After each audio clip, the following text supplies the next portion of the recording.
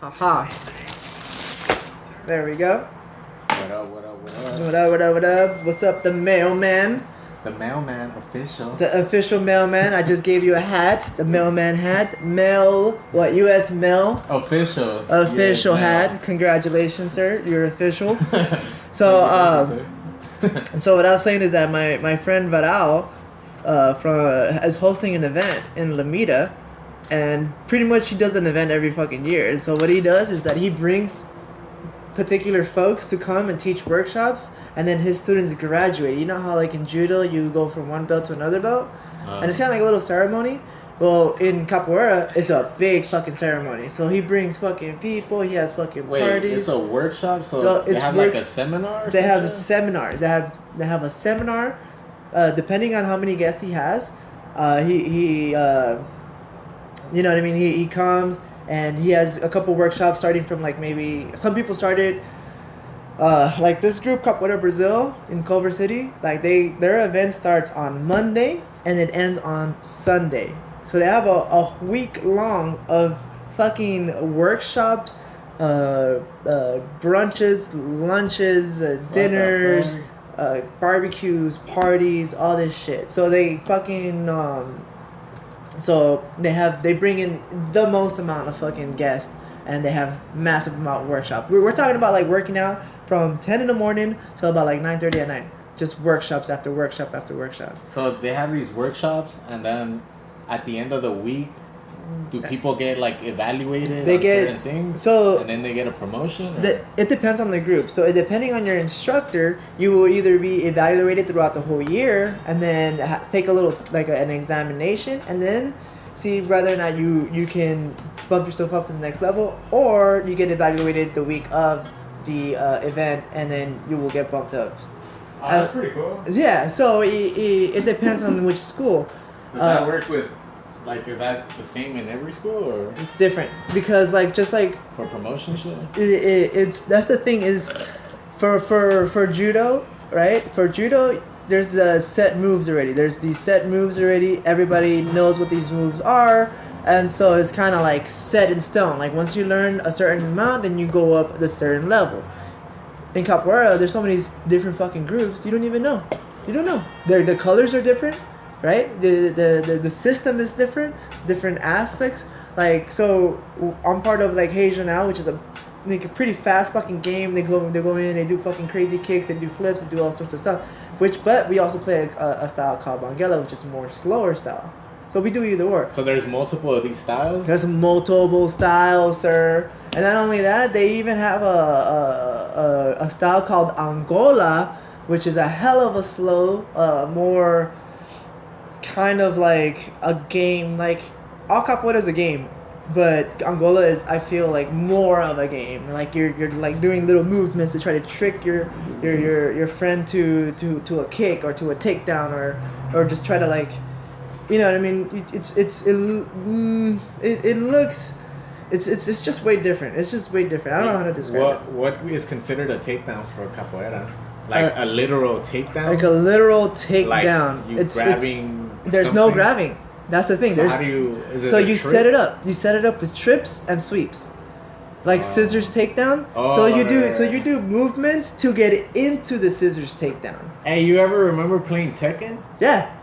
You know that dude? Eddie Gordo or Eddie. No. Eddie. His name is Eddie. Eddie, right? Yeah, it's Eddie. Jamaican dude, right? Well, was he Brazilian. Jamaican? I think it was Brazilian. Oh yeah, he wore the yellow. Mm-hmm. Yellow and green, right? Which they do wear in Brazil. So that dude was straight up capoeira. That dude was straight up capoeira, and that's exactly what it looks like. Oh shit. So when that guy was fucking sick. If dude. you knew how to like work the movements, Yeah. fuck yeah, he was. I got my ass handed to him. I remember his thing. Yeah, he did the scissors shit. The scissors takedown. He was all sorts of. Oh, and then there's one like it's like a break dance where they sweep the bottom of the feet. Yeah. It's like Exactly. an anchor, right? Yeah, that's that. There's that. And you like spin like a top and you sweep the bottom of the. So the best way that I can describe capoeira takedowns is like doing. Okay, so let's take one move for example, osotogari, right? So you reach over and then you sweep the leg. Yeah. You know what I mean? You go one and then you sweep the leg, right? in capoeira, you set it up. You do all these movements. And then you set it up by making him faint and putting all his pressure on one foot, and then on that foot you just kick it out up from underneath him. So you're not using the hand, but you're using the foot more, right? So it's just different variations from a very similar move. Because all martial arts are essentially, they all, one way or another, like let's take like a kick, like one of those a head kick, right? A head kick is a head kick is a head kick. Doesn't matter if you use it in karate, doesn't matter if you use it in taekwondo, or it doesn't matter if you use it in capoeira. It looks the same. Yeah. It's just the way you set it up that's different. One of these masters from Oakland, yeah, his name is Mestre Tabora. He said, man, if you get a dope taekwondo player and taught him how to Jenga, he'd be a pretty dope ass capoeira guy. What's Jenga? Like the Jenga is kind of like okay. So in judo, it's basically a neutral stance, but you know how in most martial arts you're essentially more still. And then in boxing, you're kind of like moving back and forth. And in karate, you're kind of like here. In judo, you're like kind of here. So it's like a middle ground. It's a stance. It's your neutral position. Right. So in capoeira, that's your guys' this is our neutral position. So we're constantly moving and creating like. I understand now. So that neutral stance, when you guys are shifting left and right. Left and right, yeah. Is its purpose is to keep like your opponent or your friend's eyes shifting left and right, and since you're not gonna grab them for like any takedowns, like you're basically like throwing them off like that. Yeah. So they're like busy all the time seeing where you're gonna go. So in judo and in wrestling, so you shoot, right? You shoot and you try to get your opponent in an off balance state, and so in capoeira we use the movements. We're not creating point of contact. We're not having any contact whatsoever. We're using our feints and our pumps and our we'll do the Jenga, and then we're gonna pretend like we're gonna do a kick to make you move a certain way, so that we can counter on that reaction that you give us. So we're banking on, you're gonna react this way, so I can either go for a takedown or go for my next move. Yeah. Where in judo, you know what I mean, you pull the lapel down, or you pull it up, or you know what I mean, you bring in or you push out. So that's your guys' way of like gripping, let's say. Yes, that is our grip game, is the movements. So, and the same thing with wrestling is like when you're in 50-50 and then you shoot and then you have a hold. Like that's you're when you shoot, you're setting it up, and then when you grab that hold, you're initiating the attack. Yeah. So it's just, you know what I mean. It's just a matter of how you explain it. That's what I can say. Right, and so instead of in judo or wrestling, instead of grabbing you and then moving you into position, we're using our fakes and our pumps and our movements to put you in the position where we can actually initiate the takedown or initiate the kick.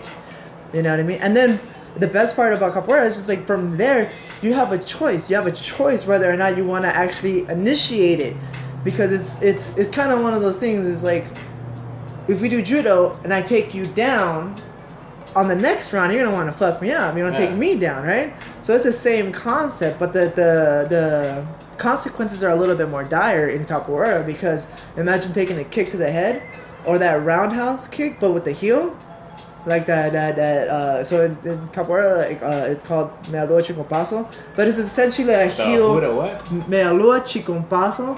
So it's essentially a heel kick, right? Going here. What is that? What would you call that?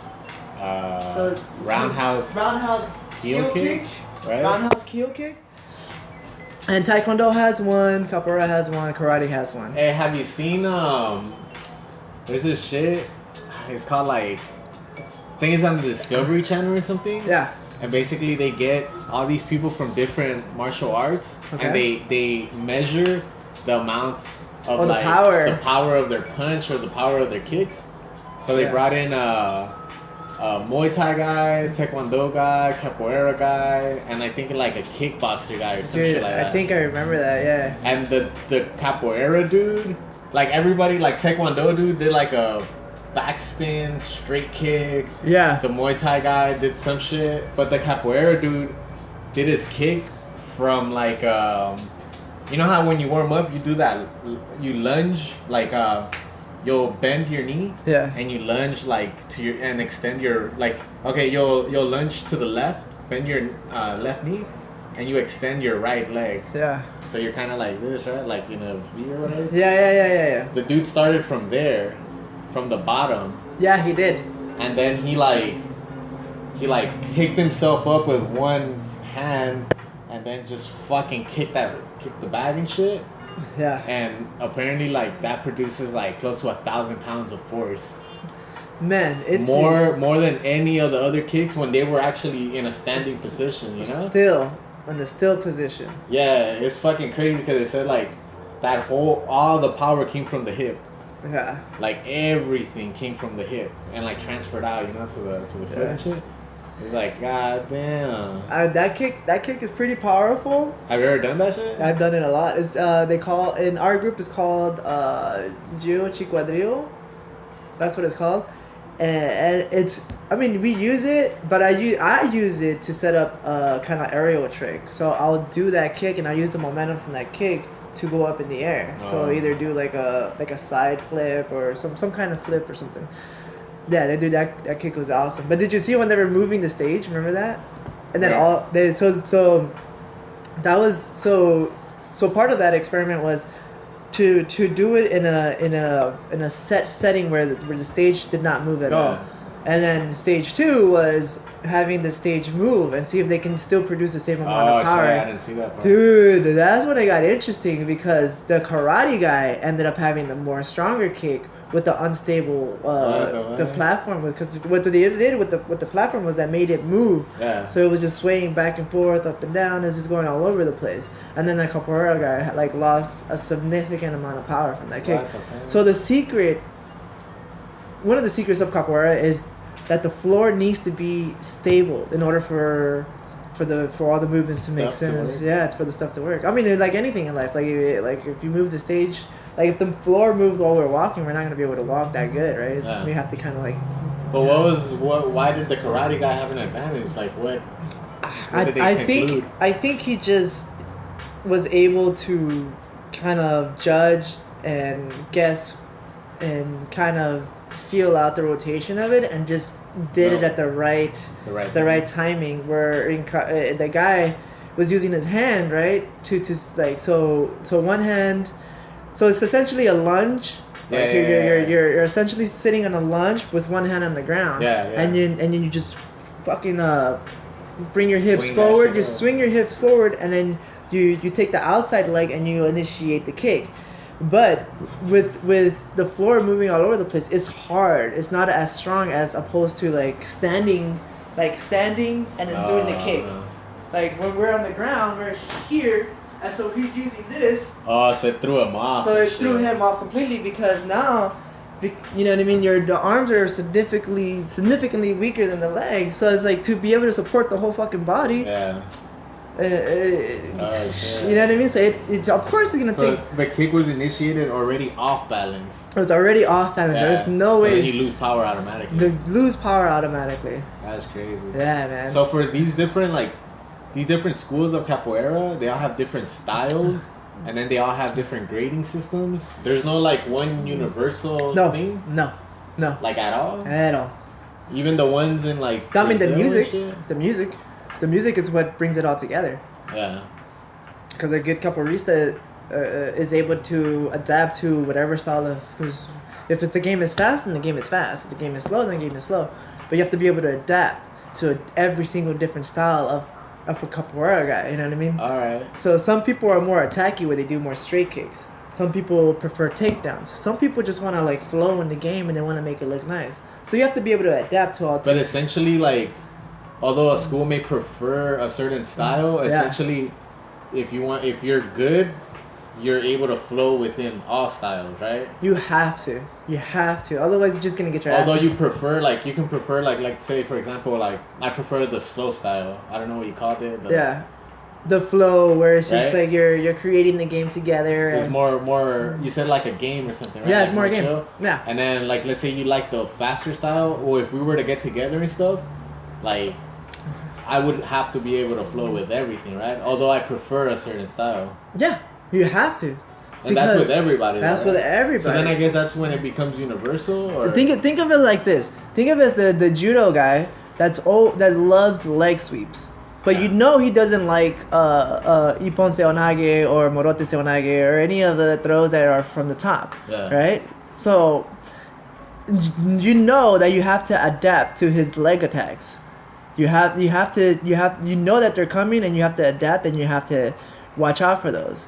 It's the same thing in capoeira. Oh, this guy likes to attack with leg kicks. I need to make sure I get out of the way correctly, otherwise he's gonna catch me with that. Yeah. Or this guy likes to take me down. This guy likes takedowns. So he's gonna set me up with something. He's gonna take me down.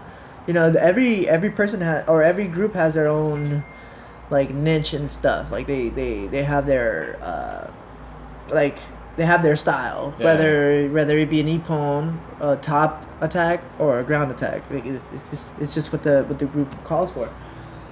And the more you travel, the more you become, you adapt to every person's particular style.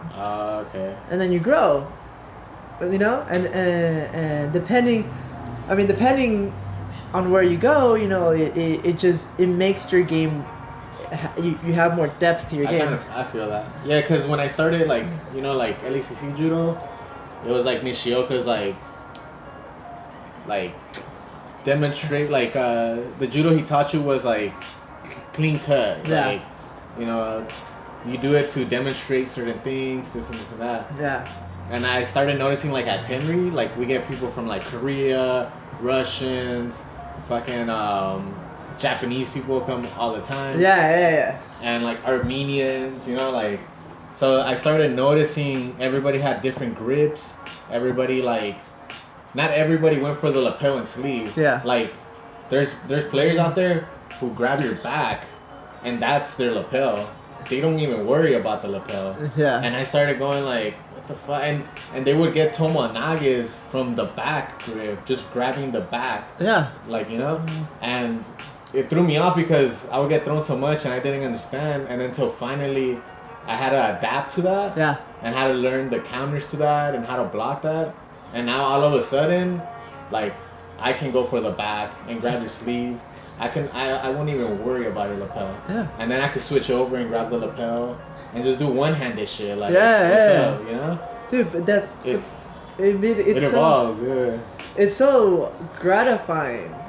Like, the feeling is so awesome when you're like one notch better than what you were. But you wouldn't have had that experience if it wasn't for that one fucking guy, right? That was throwing you all over the fucking ass. Like, he was just throwing you everywhere, right? It just like, it puts things into perspective because now you have to think about your game. Like, what is my game now? Yeah. And then it gets you out of your bad habits and puts you in the right track for your good habits. Yeah. And the only way to do this is to go live. That's the only way to do this. You can train the basic stuff, like, you know what I mean? You know the throws, and you can train them. But it's not until you go fucking live that you really understand the movements. That's true. I think that's with like that's why they say you can apply martial arts to everything. Yeah. Because, like, for example, like, I'm taking a science course, right? Yeah. And let's say I'm taking, like, anatomy and shit. So I'm reading this shit.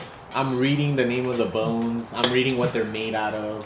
Whatever, And then, like, that's cool and all. I can get quizzed on this, like, on paper. That's nice. Cool. You just study, whatever.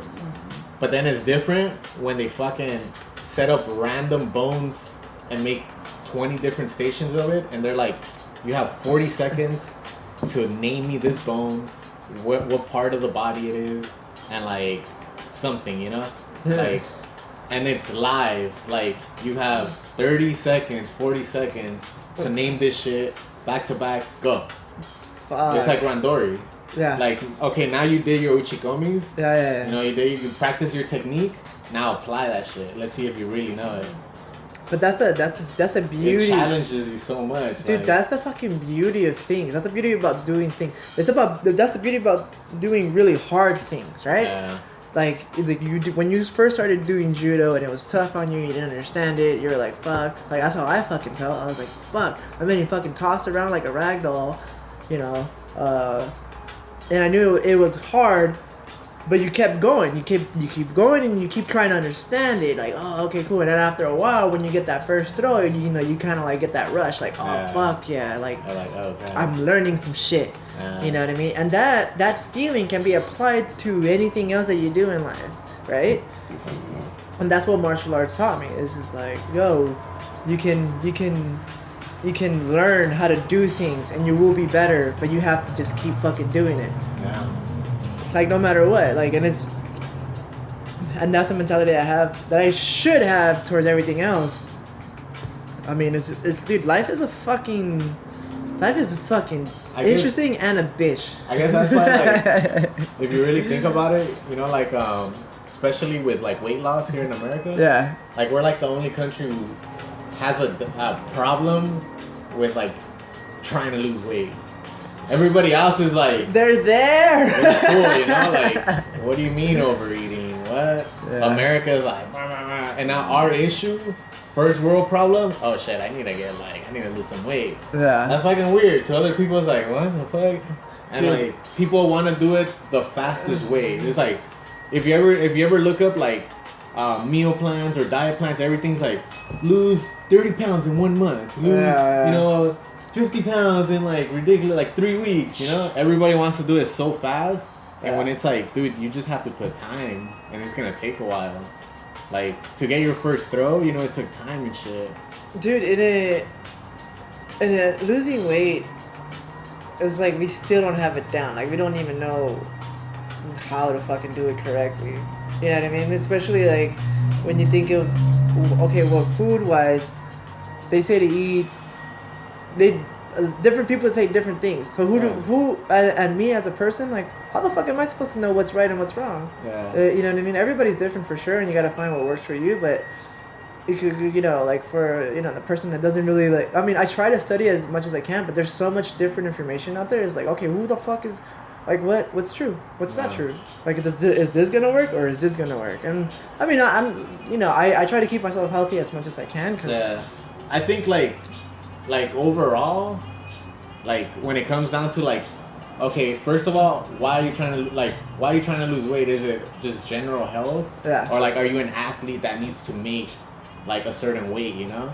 So then that's gonna separate you to a different path on how to lose this weight. Because if you're an athlete trying to make this weight division, like, you'll go to a dietitian, and you'll create a plan that specifically targets like this certain issue you're having, you know? But if you're just a regular person trying to lose weight, it's okay if it's gonna take 3, 4, 5 months, you know? As an athlete, it's different. You need to get it done, you know? And you know what the problem is with let's take, okay, so I'm training at, I joined the 10th Planet fight team. You know, I'm gonna do a fight in the next couple months, and like, we're not, like, as far as diet and weight cutting and all that stuff, I'm figuring this shit out by myself. Yeah. There's no real physician or a doctor or anybody that's telling me how to do it. I'm just figuring it out as I fucking go along. Most people do. Exactly. And so it's like a lot of people get it wrong. And then at what level do you have to get in order to get it right? Like, cause luckily for me, I'm gonna fight at my weight. Like, I'm walking at 153, 154. I'm gonna fight at 155. Fuck it. And that's what it should be. Yeah, it should be that. Just whole weight cutting shit is. It depends. It really depends. It really depends because you know, I say 10 pounds water weight, not that bad. I've done 145. I fought at 145, was not that bad. I hit 145 on the mark. I felt great. Wasn't dehydrated at all. I just missed a meal for that one day. Fine. Yeah, that was perfectly fine. Now, 20 pounds, 30 pounds, right? Rumble Johnson was losing like what? He the lowest That dude was fucking big. And he fought at 205, right? But then a couple fights before that, he was fighting at 170. And then a couple fights after that, he was at 185. Yeah. Like at what point, like, do you say, okay, well, this is the amount of weight that I should be fighting that? But even at 10 pounds, like, you weigh in, and the next day. And the amateur level is the same day. The same day? Amateur day, you weigh in and you fight the same day. See, and like, doesn't that throw off an athlete? Like, you may feel like, of course, like, you've been training and everything, but at a certain level, physiologically or like whatever, like it has an effect on you. Like, you may have been able to perform better. You may have been able to like maintain your stamina even better. Like, without losing 10 pounds of water. Like, you need that. Your cells need water. No, I totally get that, but sometimes when you have a fighter that's like 165, 170, and then dropping down to 155, but still being able to hold it all together, then you're gonna have a fucking problem. Because the guy is fucking bigger than you, stronger than you, and probably can move just as good as you. So no matter what, if he's bigger, then, you know what I mean, then you have, like, I have that to think about. Because the person I'm gonna be fighting is probably gonna be losing weight. Yeah. Right? And so it's kind of, so it puts things into perspective. Because the first time I fought, it was just like the guy was 155 and I fought him at 145. Yeah. So it was almost a 10 pounds difference, right? That's fucking crazy. It's crazy, you know. But this is stuff that happens in the amateur level. This is stuff that, you know, I got to think about. And man, to be honest, I'm trying to challenge myself. So that's why I'm doing this shit. Yeah. It's not because I have bravado and all this stuff. It's because I have done martial arts and I want to see if it fucking works or not. I think like, if, like, at an amateur level, like, if you want to continue on, I would say, like, do it the right way, you know? And by that, I mean, like, assemble a team, like, which is going to include, like, of course, you're going to have your trainer, your boxer, whatever, wrestling coach, all that. Yeah. But, like, you should try to, like, invest in, you know, like, a nutritionist, or go see a doctor at least, like a physician. Yeah. Like, I need all that. And, you know, like, they're the only ones that can tell you, like, yo, let me take some blood work and see, like, I don't know, levels of some shit. I don't know, doctor stuff. Yeah. You know? No, definitely. And, like, they would be the ones that can tell you, like, okay, this is what you need to do. You know? Like, oh, you're going to lose 10 pounds of water weight? Let me see if that's healthy for you. Yeah. Okay, you know what? Checks out. You're good. You know? Yeah, like, man. It makes sense, but like I said, at the amateur level, you're just kind of like, yo, you have to wing it. You know what I mean. And then for me, at least, you know, like as far as like, you know, I don't make that bad money, so it's like I can do. I'm better positioned than most, but there are other people that are in horrible positions, and I'm saying, like, for sure. You know, and if you can do it, that'd be the best thing to do. And but it's. You know, like I said, you just gotta see it for what it is and just try to just deal with it, because, you know, the Cinderella story is fucking awesome. The guy that came from nothing and then made it. Look at Conor McGregor. Yeah. Even though his family was kind of like okay, you know, but they say he was just working like construction shit. I think it was like plumbing or something. Yeah, he was like a plumber. And then, like... Not a good one. Right? And then that, like, his girl told him, like, just quit that shit, I'll work, and, like, I'll support you. Focus on your dream. That's fucking sick. That is fucking boss as fuck. Yeah, that's you gotta give it up to him, like, to his girl, dude. Yeah, because she literally, like, propelled him to that. Yeah, that's, support is so fucking important. Fuck, dude. And then, like... support and reinforcement, like, she'll prep all his meals to the point where she's like, yo, you need to get your veggies in, you need lean meat, like, I got you, like, keep fighting. Dude, that's fucking sick. Yeah, dude. Yeah, man. But it's, dude, it's been a interesting ride, to say the least. Dude, I just got back from San Francisco, and I was at a couple other events. Shit was fucking lit. How long did that shit last? Dude, I got there. Well, the event started from Wednesday till like Saturday. I got there Friday morning. Did the workshop. Wednesday to Saturday? Yeah, cause my the head person from the group was just like there, so it's kind of like, oh, I want to go, just to support, It's pretty much like our teammates, so you want to go and support his event. So are these dudes like part of your school thing? They're part of the same lineage. So like, let's say Sensei Nishioka had a couple of black belts, and then they taught somewhere else, and then you're a student of theirs. Okay. And another black belt is in another city, so. But you're having a graduation for your students, and you're having an event, and so you invite everybody, and we're part of the same kind of lineage, same master, Sensei Nishioka, and then we go and support your event. Oh, that's cool. You bring in people. That's dope as fuck. It's a festival. You bring in people to teach workshops. You kind of make it like a camping environment. That's what it is. That's the best. Cool.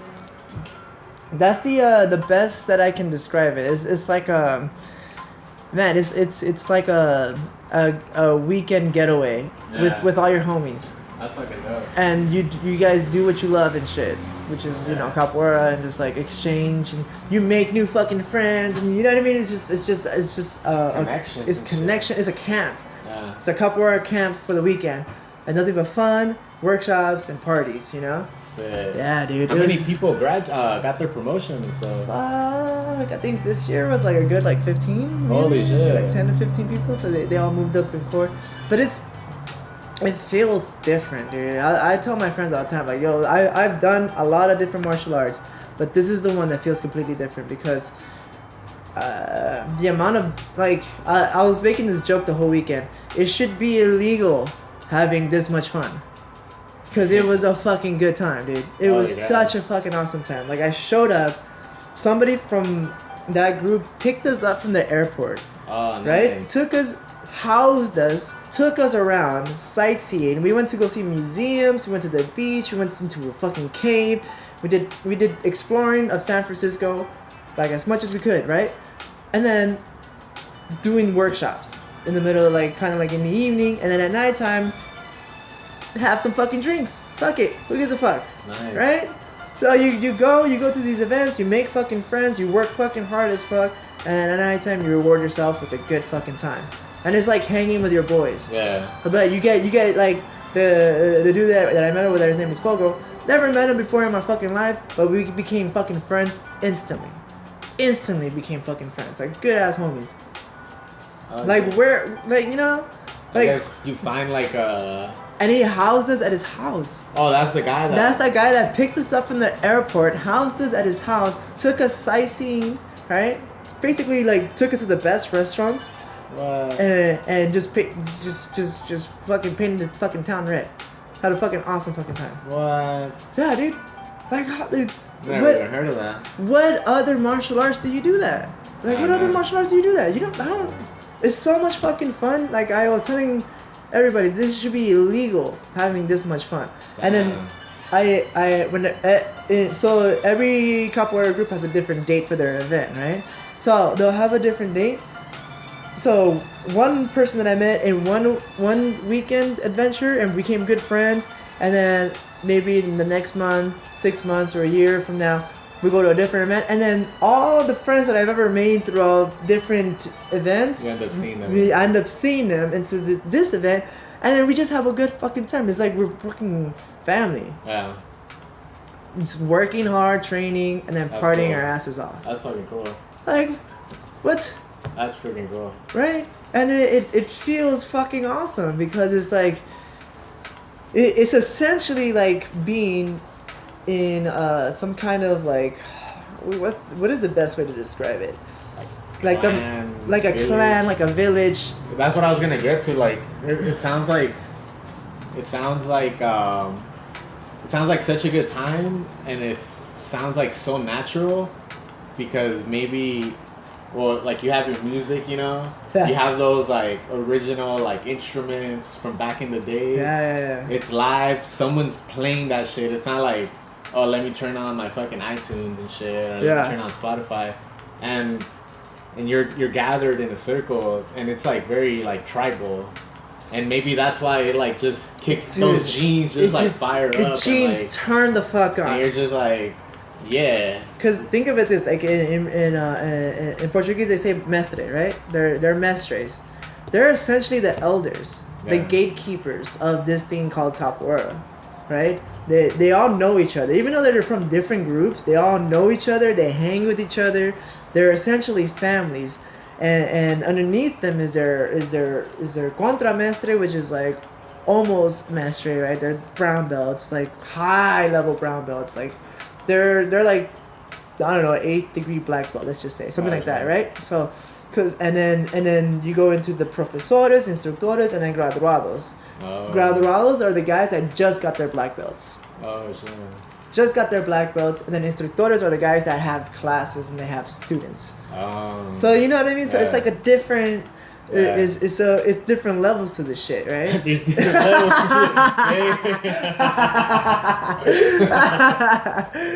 to and so but it all feels like a fucking big old fucking family. I think that's what it is. It's like that tribal feeling that like it's just your people, you know. And it's like judo. Like you go to your dojo, you do your fucking workout. That's your reality. Yeah. That is your life, right? And then when you go to work and you go to school, that's just something you have to do in order to fucking go back home. Yeah. You go home to have a home, right? To have a home, right? So you fucking 2017 and bro, gotta slave away. Sometimes. Gotta slave away. You gotta work so you can do what you love.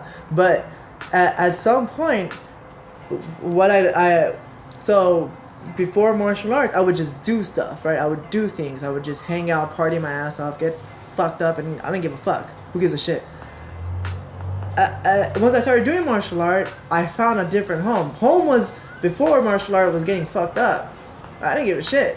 Just get fucked up, party every other fucking day. But you're still within that same.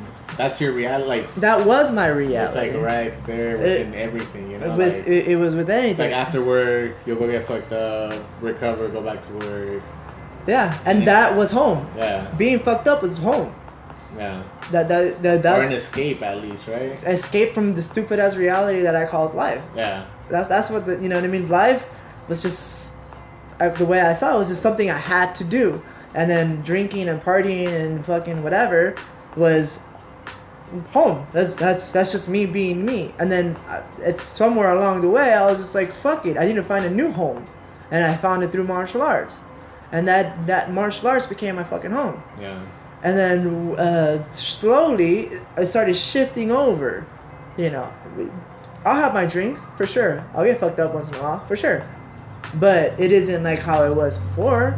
I think about it consciously. Like it's like I think about, okay, I'm gonna drink tonight, but is this a healthy drinking? Like obviously no drinking is healthy, but I mean at a certain point it can. Like what you guys did, or what we're doing right now. Or what we're doing right now. You know, it's like because this is how I see it. And I've just like came to realize shit right now. Okay. And it's like this is how I see it. Like I would call like unhealthy drinking, like you go out with your coworkers, right? You go to a bar, you go wherever, you guys are drinking and you're talking about work. Like you're associating this drinking with work, with negative shit. Yeah. And now it just becomes like a gathering of like just bitching about shit, you know? Misery loves company. Right? So then like to piggyback off what you were saying about like now this martial art is my home and everything, like you find a place where you can disassociate yourself from the external reality, what is your work, what is like the bitchiness about anything, you know? And like you find this place and these people that like at that moment in time, like this is your world, you know? And it's like a bubble. Like all of that doesn't even matter anymore. What matters is like that we're having fun, that you're learning your techniques, and after that we go out and we have some drinks, and what we're talking about is about more fun and more of what we did in this bubble, you know? Dog, and it's great, like it's healthy. Like, it's the best. And after these events, I go through such an emotional withdrawal because all my friends are going home, everybody's leaving, there's no more training. I mean, there's training, you know, when I come here, you know, we have our classes here, and it's fun. I love my class. But there's something about when you see, like, it's like when we hang, right? We hang, we have our drinks, we fucking joke like a motherfucker, we just talk some shit, and then we leave. Yeah, and you're like, It's like there's a withdrawal there. Yeah. It's like, fuck, I start to miss everybody, and I get fucking bummed out the day afterwards. Like the day that I got back from San Francisco, I was so fucking bummed, dude. I was like, fuck, this is so fucking lame. I gotta go back to work. I gotta go back to work. Gotta go back to the thing that I have to do in order to do the thing that I love to do. Exactly. So I guess that's why they say, like, do what you love and not what you hate. Yeah. Seriously, because I mean, like, at a certain point, like, you know, you can fucking, like, I don't know. If you're like, okay, so I knew this guy. I was living in 17th Union, small little apartment and shit. Yeah. And there was this neighbor of mine, old dude, old couple, and he was an artist. And he told me, like, yeah, dude, like, you know, as growing up, like, he told me a story. Growing up, I really loved drawing. I loved painting, this and this and that. I'm like, damn, that's cool. He's like, yeah, man, it's like a passion for me, you know? I'm like, dope. I'm like, so what do you do for work? And he's like, that's it. I draw murals and I paint for businesses. And I'm like, what do you mean? And he's like, yeah, he's like, have you ever been on La Brea and stuff? And they open up a new business. Like, I create their logos and their murals. And that's what I do for work. He's like, that's what I love to do. He had a small little apartment. He was with his wife. Yeah. But every single day that I saw him, he had a smile on his face. Yeah. Every single day I saw his wife, hi, how you doing, neighbor? Yeah. Hey, they were happy. And like, I was like, this one does not do this. One time I was cruising by La Brea, and there he was, dude. Like, it was like in between La Brea, like between Melrose and Beverly, one of those little stores and shit. Like, right there, he was with a fucking paintbrush, like fucking like putting up a little mural. And like, that's what he loved to do, and he was happy. It didn't matter to him, like, you know, like the material and everything, like what he could gain. He just loved it. Dude, and that's fucking sick, dude. Yeah, like I get it, you know? Yeah. That's fucking cool. That's fucking legit, man. When you can just do what the fuck you love. Like this whole... Honestly, like the I'm not gonna say this is like every fucking like what's wrong with the society, but it's fucking partial what's wrong with it. It's just a bunch of fucking people that don't like to do what the fuck they have to do. Like as far as like work, like I really like. You know what I mean? So like the whole fucking system is fucked.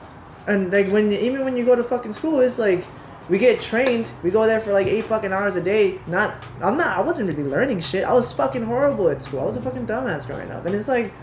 And I kept on thinking, like, why am I here? Like, for what? I'm gonna learn some fucking dates, right? I'm gonna learn a little bit of history. They don't even teach you the real history. No, that's true. I'm learning more now through fucking YouTube, Facebook, and Instagram than I did when I was in fucking high school. That's just funny because, like, in universities and shit, now they're using, like, YouTube videos and shit like that to reference off of what they're talking about. You know?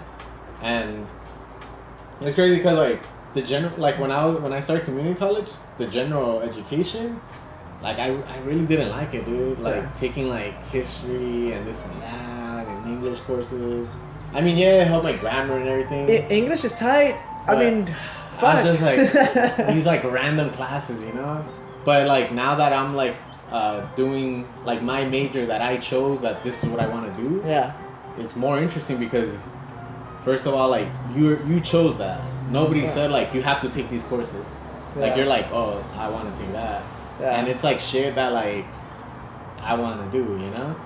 And, I don't know. It gets a little better. Like, it gets a little better. And then when you, like, jump onto your master's, like, you're specifically doing research on, like, what you want to do, you know? And... Yeah, man. But some people aren't for that. Like I wasn't for that, dude. Like my grammar was shit. I fucking read a fucking paper that I wrote in high school or when I first started college. Fuck, I could not read. I cannot read. I cannot write. I was a fucking dumbass. And then, you know, I mean, like, and it really wasn't until I was in a fucking relationship And the girl at the time was just like, yo, you should read some fucking books. Yeah. And my dumbass was like, yeah, I'm trying to impress you. Yeah. Hell yeah, I'll read some books. Of course. Like, I love to read. Like, what the fuck? Recommend me some books. I'm sweating and shit. Fuck.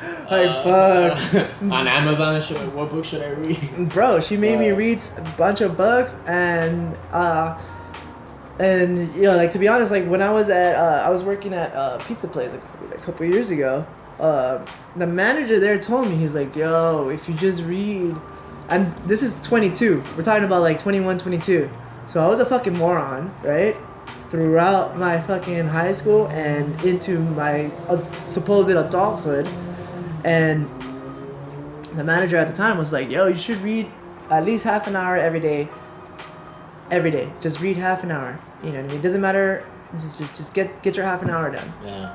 And he told me that, and it always kind of like stayed in my head. But it wasn't until Girly came into my life that I was just like, until some pussy, until some pussy said it and shit. Oh I mean, shit! just be real and shit. Keeping it real. You When know? keeping it real goes wrong. Real. No, but it wasn't until like, yeah, because that's what we were talking about before the podcast. It's just like, being in a relationship is kind of like, it's a back and forth type of thing. Like, with every relationship that you're in, you learn some shit new. Yeah. You know, like how I was saying, like, if it wasn't for a girl that I was dating, I used to have crooked ass teeth and it smelled fucking horrible. And she told me one time, yo, your teeth smell like your breath stinks. Like, can you do something about that? I was so fucking embarrassed. Like, I was like, I was so fucking insecure. I was like, oh fuck. I kept on putting my fucking hand in the mouth and just like, you know what I mean, just to kind of like, because I was so insecure about it. I went to the fucking dentist. I was like, fuck it, dude. I paid a shit ton of money, and then and I'm happy I fucking did it. Yeah. But if it wasn't for that, if it wasn't for that, I would have never done it. And sometimes you gotta find that thing that will make you a better person. Yeah. You know, and everybody's thing is different. Yeah, and I think those people that are like straight up with you. Yeah. That's the best thing you can have, because you're like. To a point. Yeah. To a fucking point. I mean, there is a keeping it real goes wrong. Yeah. We've all seen Dave Chappelle. Straight up, but like, but yeah, dude, like, to a point, like, yeah, like. You kind of question yourself and you're like, yeah, I should probably like I've been told, like, I remember when I was like straight out of high school and shit, like this one chick was like, hey bro, like your lips are kind of like chapped, like you should put on some like fucking like chapsticks and shit. And I'm like, bitch, like, you know, like, the fuck is this, you know? Like, I got pissed and shit, but then I'm like, yo, yeah, maybe I should fucking put on some chapstick and shit, you know? And yeah, dude, it hurts. It fucking hurts sometimes. Because nobody wants to know. Nobody wants to hear about your own flaws, you know. Yeah, dude. But that's what makes you better. It's like in training, like, yo, you have bad form, like your back isn't straight, like you're just slow, like. Yeah. And you're like, well, what the fuck, dude? When and people do it out of love. They don't do it out of hate. Yeah. You know what I mean? It's like sending texts were interesting for me growing up. You know what I mean? Because I would look at it and I'd be like, I'll write it, and in my mind I'll say something, but then when I actually wrote the text down, I just misspelled some shit and just I was just like, what the fuck, man? And this is before like the straight up like autocorrect type of shit, like before autocorrect, so it was all me. I'm using the restroom. For sure, man. Oh man, that's fucking hilarious. Alright, we're back from the pee break. Back from that pee break. Yeah, man, we just did 48 minutes. Crazy, right? Time flies, man. It does fly. Time flies. It's fucking chill. Oh, yeah. Man, thanks for doing this, man. I appreciate this. Anytime. Thanks for the fresh cat. No problem. Official. The Mailman. The Mailman delivers. That's what's up, dude. Yeah, man, really appreciate this. Let's do this again in a few weeks, and then, you know, fuck it, let's just make it a thing. Yeah. You know? Huh? Because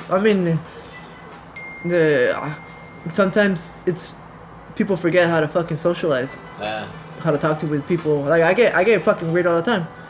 Like sometimes I'll be on the phone. I'm just like, you know what I mean? Yeah. I don't, because I forgot how to talk to somebody on the phone. Then texting is the same shit. It's crazy because like now I've tried calling girls and shit. Yeah. Or like calling anybody actually, and they'll be like, "Oh, just text me." Yeah. You know? Yeah. And I'm like, it's fucking weird, but. And now that's weird to them. Like, why are you calling me? You know? Like I've gotten texts like that. Like, why are you calling me?